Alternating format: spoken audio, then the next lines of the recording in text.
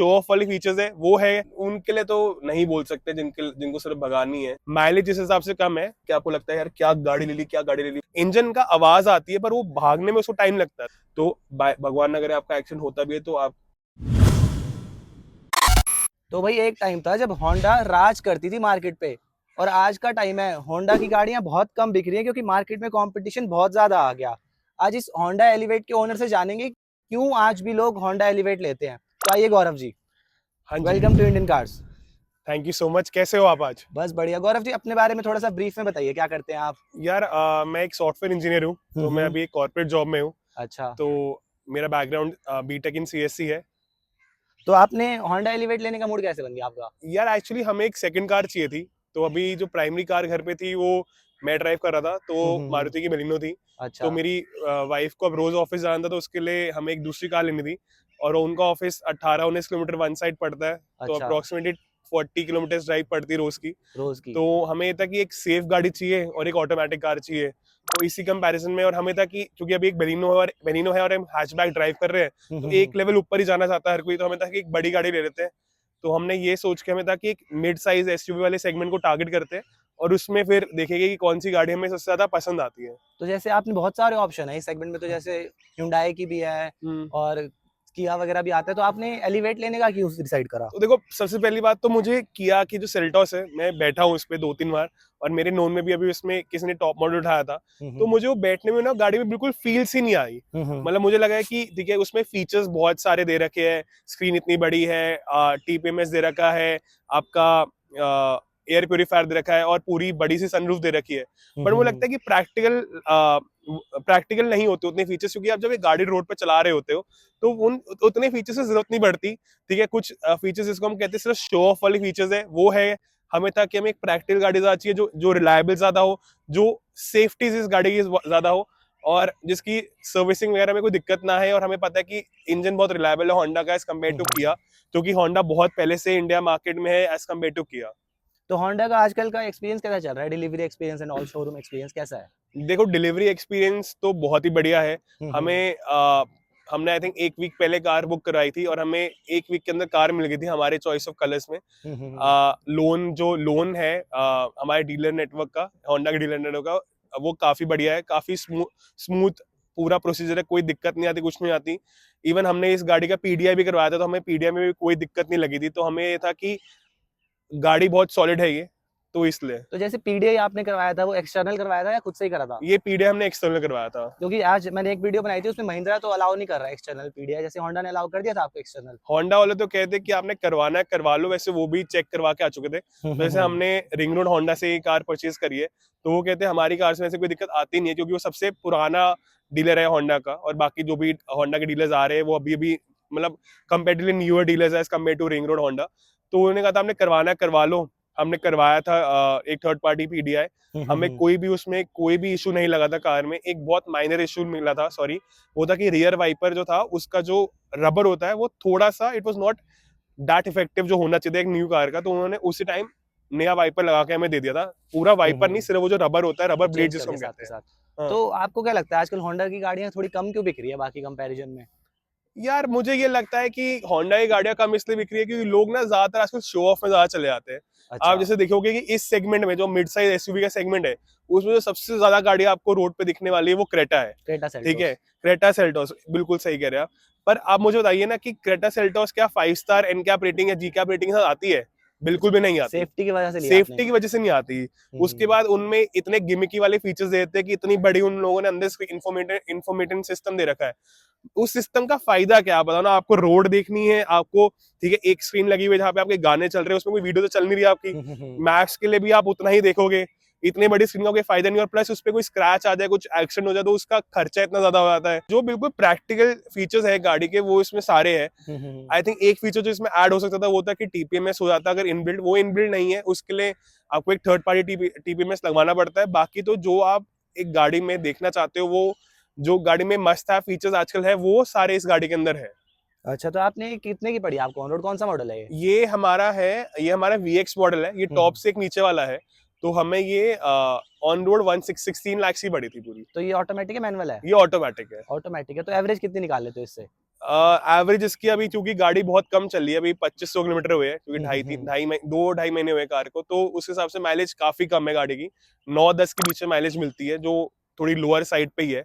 तो हमें जो बाकी लोगों ने बताया जिनके पास एलिवेट है इसी सेगमेंट में ऑटोमेटिक, वो कहते हैं कि मैक्स आउट करती है 11-12 पे मैक्स आउट कर देती है। तो हमें पता है कि माइलेज इस हिसाब से कम है, बट आई थिंक जब आप माइलेज की बात करते हो तो आप हमेशा देखते हो कि आपको पर किलोमीटर कितनी कॉस्टिंग बढ़ रही है। अगर मैं इसी सारे सिर्फ इन फीचर के साथ क्रेटा या सेल्टोस लेने जाता तो मुझे 17-17.5 की बैठती। तो जो मैंने वहां पे 1-1.5 लाख रुपए बचाए, वो 1-1.5 लाख मेरा fuel expense over the span of अगले 6 साल 7 साल वो इक्वल हो जाएगा। सर्विस को लेकर भी लोग बहुत कह रहे हैं कि होंडा की बेकार हो गई सर्विस। आपका हुआ है सर्विस सेंटर में कोई एक एक्सपीरियंस? सर्विस हुई है हमारी, जो फर्स्ट सर्विस फ्री होती है 500 किलोमीटर 1000 किलोमीटर वाली। उस पे बहुत अच्छा एक्सपीरियंस था कि संडे को सुबह वो 12 बजे आके कार खुद से ले गए, 4 बजे कार खुद वापस दे गए। उन लोगों ने इसका ऑयल वॉयल चेक किया, पूरी कार अच्छे से धो दी अंदर बाहर से। ऐसा जब तक कोई एक्सपीरियंस कोई दिक्कत तो नहीं लगी है, बट आगे जैसे भी होगा वो आगे ही बता पाएंगे क्या एक्सपीरियंस है, क्या बिल एक्सपीरियंस वगैरह है। कितना आया था फर्स्ट सर्विस पे? फर्स्ट सर्विस में आई थिंक बिल था 600-700 के आसपास बिल था, मुझे एग्जैक्टली याद नहीं है। एक आई थिंक कुछ पॉलिश का है किसी चीज का बिल लगाया था उन्होंने, एग्जैक्टली अभी याद नहीं है। मतलब 3 सर्विस तो फ्री मिलती होंगी इसके साथ भी? हाँ 3 है आई थिंक, एक 1000 पे, एक 5000 पे, एक 10,000 पे है। ये 3 सर्विसेज आई थिंक एक साल के अंदर अंदर लेनी होती है, तो वो सारी फ्री है अभी। तो जैसे आपने 2500 किलोमीटर चला दी, हाँ, तो ओवरऑल इंजन का रिस्पांस कैसा लगा आपको? इंजन का रिस्पॉन्स सिटी ड्राइव में बहुत अच्छा रिस्पॉन्स है। ठीक है, अब तक हम इसको कोई आउट सेशन लेके नहीं गए हैं, पर कभी लेके जा पाएंगे तो एक बेटर आपको एक बता पाएंगे कि क्या रिस्पॉन्स है इंजन का। बट अब तक जो हमें चीज समझ में आई है वो है कि ये गाड़ी में, क्योंकि एक चीज लैक करती है, ये 1.5 लीटर इंजन तो है पर इसमें टर्बो नहीं है। उस चक्कर में क्या है कि पिकअप इसकी है बट इतनी तेज गाड़ी नहीं जाती, मतलब 120-130 पे मुझे लगता है कि आ, हम गए मैक्सिमम, और आई थिंक मैक्स आउट ये 140-145 पे कर जाएगी। उससे ऊपर जाना थोड़ा मुश्किल है, कंसिडरिंग जिस एनवायरनमेंट में हम रह रहे हैं, जहाँ पे रह रहे हैं, मैक्सिमम 150 पे जा सकती है। इससे ऊपर मुझे लग नहीं रहा कि जाएगी अगर आप तो ऑटोमेटिक की बात करते ओवरटेकिंग हैं। वगैरह में दिक्कत आती है हाईवे वगैरह पे? दिक्कत ओवरटेक में ऐसा कोई दिक्कत नहीं आती। जब आप इसका स्पोर्ट मोड डालते हो तो आपको एक ज्यादा पावर मिल जाती है, बट वो जो होते हैं कि आप टॉप कितने में लेके आ सकते हो गाड़ी को। जिससे मैं बेलिनो को 160-170 पे लेके गया हुआ हूँ। ठीक है, मुझे नहीं लगता कि 160-170 पे मैं इसको ले जा पाऊंगा, क्योंकि इवन तो 1.5 लीटर का इंजन है पर टर्बो नहीं है, तो या तो बहुत लंबा एक खाली रास्ता हो, लाइक और 8-10 मैंने सुना था किलोमीटर। कि शोर बहुत करता है इंजन, मतलब इतनी पावर नहीं देता जितना शोर कर देता है हाई वो स्पीड्स पे। एक्चुअली जो आप बात करो ना शोर करने वाली, वो इन होंडा गाड़ी के अंदर एक फीचर है, रबर बैंड वाला फीचर भी अच्छा। नहीं, एक इशू है। उसमें क्या होता है कि आप जो गाड़ी को मतलब पंजा देते हो गाड़ी का, तो इंजन का आवाज आती है पर वो भागने में उसको टाइम लगता है। तो इसको एक रबर बैंड इफेक्ट देते हैं कि इंजन आवाज करने वाले लग जाता है और गाड़ी बाद में तेज भागने लग जाती है। और ऑटोमेटिक का रिस्पांस कैसा है? बहुत प्यारा है। मतलब मैंने इससे पहले आई थिंक हर गाड़ी सेगमेंट में बीट सेडान या बीट मिड साइज एसयूवी सारी ड्राइव करके देखी थी। इससे प्यारा एक्सपीरियंस ऑटोमेटिक का कोई नहीं है, तभी आई थिंक पेटेंटेड टेक्नोलॉजी भी है आईवीटेक होंडा की। सेकेंडली जो बहुत बढ़िया फीचर लगता है वो है कि जब आप ड्राइव करने बैठते हो ना ड्राइविंग सीट पे, तो आपको पूरा पूरा हुड दिख रहा होता है गाड़ी का। तो इससे बढ़िया चीज लगती ही नहीं है। और आप जब हुड को देखते हो तो बिल्कुल एक मैस्कुलिन जैसा हुड होता है ना, बिल्कुल आगे से बिल्कुल चौड़ा लंबा चौड़ा, बिल्कुल पावरफुल हुड, वैसी वाली फील आती एसयूवी है। वाली फील आती है अंदर से? बहुत अच्छे से आती आपने इतना डार्क कलर ले लिया तो इसको मेंटेन कैसे करते हो? है। यार ये मत पूछो यार, देखो जेब से भी कपड़ा निकालना पड़ रहा है, दिन में 2-2-3 दिन में गाड़ी साफ करनी पड़ती है, पर इतना ज्यादा डस्ट हो जाता है ना, तो ये गाड़ी ढंग से साफ होती भी नहीं है। ऐसा लग रहा है कि क्या बताऊं डार्क क्या कलर लग रहा लेके है पछता तो नहीं रहे? यार। डार्क कलर लेके पछता तो रहे, व्हाइट लेने जाते तो आपको पता है उसके स्क्रैचेस बहुत दिखते हैं, तो और कोई ऑप्शन होता नहीं। नहीं, मैं आपको एक चीज दिखाना चाहता हूँ। ये है कार 101 का जिप-जैप डस्टर। एक बार इससे अपनी गाड़ी को साफ करके देखो। भाई काफी बढ़िया बिल्ड क्वालिटी लग रही है डस्टर की तो। हाँ, एक बार आप साफ करके देखो, पूरा देखो कैसे डस्ट साफ हो जाएगी। ये बताइए कि जैसे अब हम ये साफ किया तो इससे निशान तो नहीं आएगा बार, लाइक मिट्टी बार स्टिक तो नहीं करेगी? नहीं, यही तो इसकी खासियत है। इसके अंदर ना मिट्टी अपने अंदर घुस जाती है इसकी, और इसके जो ये है ना, ये वैक्स कोटेड है। हाँ, तो आपकी गाड़ी पे कोई भी किसी तरीके का वो नहीं आएगा। ये तो बहुत ही बढ़िया चीज लगी मुझे अब तक, क्योंकि मैं जैसे देख सकता हूँ एक बार ऐसे हल्का से मारने से भी बहुत सारी डस्ट जा रही है। तो अगर और आपको ये लेना होगा तो कहाँ से लोगे? ये आई थिंक कार्स 101 का है, तो हाँ, वहीं तो से परचेस डिस्क्रिप्शन में करेंगे। लिंक दे दूंगा, उनकी वेबसाइट से जाके आप खरीद सकते हो। ठीक है। तो आइए गौरव जी, एक बार इंटीरियर देख लेते हैं गाड़ी का। तो गौरव जी, इंटीरियर कैसा लगा आपको इसका? मुझे इसका इंटीरियर बहुत ही मेच्योर इंटीरियर लगता है। लाइक कोई गिमिकी फीचर्स नहीं है। इवन जो सनरूफ है वो इतनी है कि एक बंदा जा सकता है। सनरूफ दे भी रखी है पर फिर भी पीछे की कवर नहीं है, तो आपकी गाड़ी इतनी गर्म भी नहीं होती, क्योंकि हमारा हॉट एंड ह्यूमिड क्लाइमेट ही है यहाँ पे।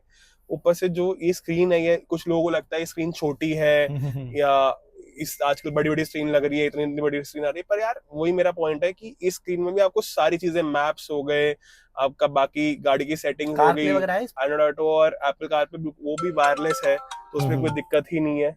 अच्छा, हम्म मैं देख रहा हूँ जैसे जो लोगों को नेगेटिव लगता है वो आपको इस गाड़ी का पॉजिटिव लग रहा है, जैसे सनरूफ लोगों को नेगेटिव लगता है कि पैनोरामिक सनरूफ नहीं है, आपने वही कहा कि उसका पॉजिटिव भी है कि गाड़ी हीट नहीं होती इतना, यार वो, हाँ एग्जैक्टली। और स्क्रीन के केस में भी लोगों का रहता है कि सुंदर लगती है ड्यूल स्क्रीन देखना, आप उसमें भी कह रहे हो कि वो मतलब वही है कि यार आपको हम ना एक्चुअली मतलब ये मेरी आई थिंक चौथी पांचवी गाड़ी है जो मेरे घर में आ रही है मेरे सामने, ठीक है। तो मैं देख सकता हूँ कि आजकल लोग ज्यादा गिमिकी हो गए और हमें ज्यादा होता है कि कौन सी गाड़ी ज्यादा रिलायबल है, कौन सी गाड़ी ज्यादा क्या कहते हैं उसको, मोर मेच्योर है, ज्यादा कौन सी गाड़ी ज्यादा सेफ है। और अगर मान लो कि किसी आप कहीं इंडिया के किसी कोने में हो और आपकी गाड़ी में एकदम से कुछ दिक्कत आती है और आपको कहाँ पे सर्विस हो सकती है, तो होंडा की गाड़ियाँ का जो सर्विस नेटवर्क है वो बहुत ज्यादा है एज कम्पेयर टू किया की गाड़ियाँ हो गई। तो उस चीज में हमें लगता है कि ये बहुत ज्यादा बढ़िया चीज है। ओवरऑल स्पेस वाइज कैसी लगी गाड़ी आपको? स्पेस वाइज आप बहुत बढ़िया स्पेस है यहाँ पे। जैसे मेरी हाइट 6 फुट 1 इंच है, तो मैं इधर बैठा हूँ और मेरे पीछे कोई बंदा बैठता है तो मेरे पीछे भी ऑलमोस्ट 6 फीट वाला बंदा बहुत कंफर्टेबली बैठ सकता है। हेडरूम भी देख रहा हूँ मैं, काफी अच्छा है। हेडरूम भी बहुत बढ़िया है, स्पेशियस गाड़ी लगती है। और जो मुझे चीज इसकी बहुत ज्यादा वो करती है ना कि जिस फीचर को देख के आपको लगता है यार क्या गाड़ी ले ली, क्या गाड़ी ले ली, वो है कि जैसे आप दरवाजा खोलेंगे अपना साइड वाला, अब इसको थोड़ा जोर से बंद करें तो आपको एक देख रहे हो एक जो आवाज आ रही है धम करके की, वो कितनी भारी दरवाजे की आवाज आ रही है। जो मारुति में तो नहीं आती होगी आपको? मारुति में तो बिल्कुल नहीं आती, उसमें तो हम क्या बोल सकते हैं, ना मारुति में आती है, ना हुंडई में आती है, ना किया में आती है। टाटा में तो आती है। टाटा में आती है, टाटा हो गई या फिर आपकी इवन फॉर दैट महिंद्रा होगी, तो इन गाड़ियों में भी ये प्रॉपर आवाज आती है क्योंकि हमें पता है गाड़ियां बहुत ज्यादा सेफ गाड़ियां है। तो इस हिसाब से ये चीज है। एक महिंद्रा की बात हुई है तो महिंद्रा की 3XO आती है, वो देखी थी आपने? 3XO देखी थी, पर वो फिर वो एक कॉम्पैक्ट एसयूवी सेगमेंट में तो नहीं आती, वो सब 4 मीटर गाड़ी है। 4 मीटर है वो। हाँ, तो हमें थोड़ी बड़ी चाहिए, तो थोड़ी बड़ी हाँ, चाहिए थी, आपने वो कंसीडर नहीं वो करी। कंसिडर नहीं किया। हमने थार देखी थी, थार का जो नया थार रॉक्स आई है 4 डोर वाली, वो देख कर आए थे, बट फिर वो हमें इतनी ज्यादा जची नहीं, ठीक है। हमारी कुछ और एक्सपेक्टेशन थी गाड़ी से, और वो गाड़ी वैसी नहीं निकली जैसे हमें चाहिए थी, तो इसके बदले हमने फिर होंडा की एलिवेट ले ली। अगर इस गाड़ी पे आपको पॉजिटिव और नेगेटिव बताने हो तो कौन से होंगे वो? तो देखो, पहले मैं स्टार्ट नेगेटिव से करना चाहूंगा। जो मेन नेगेटिव मुझे लगता है वो है कि गाड़ी इतनी ज्यादा जल्दी एक्सीलरेशन नहीं लेती है। लाइक जो इसका इवन दो 0 to 100 बहुत अच्छा है, 100 के ऊपर वाला जो एक्सीलरेशन है वो उस लेवल का नहीं है जो हो सकता था। तो ये एक मेरे जैसे ड्राइवर के लिए जो कि थोड़ा तेज चलाता है उसके लिए एक नेगेटिव है। बट जो कि गाड़ी मोस्टली मेरी वाइफ चलाती है तो उनके लिए बहुत पॉजिटिव है, क्योंकि वो वैसे ही इतना तेज नहीं चलाती है और वो ऐसी ट्रैफिक में ज्यादा होती है। और मैं जब इसको लेके आता हूँ तो मैं रात को लेके आता हूँ तो कम ट्रैफिक कम होता है। एंड सेकेंडली जो एक नेगेटिव है वो नेगेटिव है इसकी माइलेज का। Mileage is not that much की जिसको हम सोच सकते हैं कि इस गाड़ी का इतना रिफाइंड 1.5 लीटर इंजन है। आई थिंक 10-12 साल से इंजन मार्केट में चल रहा है होंडा का, उसके बाद भी माइलेज उतनी नहीं निकल रही, तो एक थोड़ा ये भी एक नेगेटिव है। और पॉजिटिव्स? पॉजिटिव्स में तो सबसे बड़ा बात लगती है कि आप जैसे अभी भी आप कैमरा को उधर करेंगे तो आपको पूरा दिख रहा होगा कि पूरा पूरा हुड दिख रहा है आपको गाड़ी का। इस कोई और कार है ही नहीं इस पूरे सेगमेंट में जब आप ड्राइवर सीट पे बैठे हो आपको पूरा हुड दिख रहा हो, इतना बढ़िया। उसके बाद इतनी ज्यादा स्पेस है गाड़ी के अंदर की, और आप किया के सेल्टोस में बैठ जाओ, हुंडई क्रेटा में बैठ जाओ, इतनी स्पेस पीछे रो को नहीं मिलती। तो सेल्टोस, उसमें सेल्टोस और क्रेटा में भी इससे भी ज्यादा आप ये कह रहे हो? उससे भी बहुत ज्यादा, अराउंड 10 to 15% ज्यादा बैक रो में सीट मिल जाती है। तो प्रॉपर एक फैमिली कार बन जाती है आपके लिए। ऊपर से होंडा है, रिलायबल है, इंजन बहुत रिफाइंड है इसका, ठीक है। और हमें सिटी ड्राइव करनी है, फिर थोड़ा बहुत आउट स्टेशन में जाना है 5-6 घंटे ड्राइव है, तो कोई दिक्कत नहीं आने वाली इसमें। अभी तक कोई इशू आया आपको गाड़ी में? अभी तक कोई इशू नहीं आया। कुछ लोग कह रहे थे कि इसका जो सिस्टम है ये टच स्क्रीन से बार बार फोन डिस्कनेक्ट हो जाता है ड्राइव करते हुए, या फिर इवन जब गाड़ी आइडल में होती है। तो हमारा तो एक बार भी नहीं हुआ कि हमने वायर से कनेक्ट कर रखा है, वायरलेस कनेक्ट कर रखा है और हमारा जो कार प्ले है वो एकदम डिस्कनेक्ट हो गया हो। ऐसा जैसे धूप वगैरह में विजिबल होती है स्क्रीन? ये यहाँ पे ना देखिए एक अलग से बटन दे रखा है, ये ब्राइटनेस कम और ज्यादा करने का है। तो जैसे प्लस माइनस है तो मैं उस हिसाब से ब्राइटनेस बढ़ा सकता हूँ इसकी। तो फुल मैक्सिमम ब्राइटनेस में सही दिखता है? अभी मैंने ब्राइटनेस 60-70% कर रखी है और मुझे तो सब बढ़िया दिख रहा है। ठीक है। और अगर इस गाड़ी को आपको रेट करना हो आउट ऑफ 10 तो कितना रेट करोगे? मैं इसको बहुत आराम से 9 तो दे दूंगा। बस जो एक कम है वो आई थिंक आइसोलेशन के लिए है और थोड़ा माइलेज के लिए, वो होता तो वो फिर परफेक्ट बन जाता। बट ऑफ कोर्स परफेक्ट तो कुछ होता नहीं है, तो यही है। और अगर आपको ये गाड़ी रिकमेंड करनी हो तो किन लोगों को रिकमेंड करना चाहोगे, और रिकमेंड करोगे भी या नहीं करोगे? जो भी बंदा 20 लाख के अंदर अगर एक कॉम्पैक्ट एसयूवी लेने की सोच रहा है तो आई थिंक इससे बेहतरीन गाड़ी नहीं है, क्योंकि आपको ये चीज देखनी पड़ती है कि भाई गाड़ी फर्स्टली होता है कि आप गाड़ी में तो आप सेफ फील करो, आप बाकी गाड़ियों में नहीं इतना सेफ फील करोगे जितना इस गाड़ी के अंदर सेफ फील करोगे।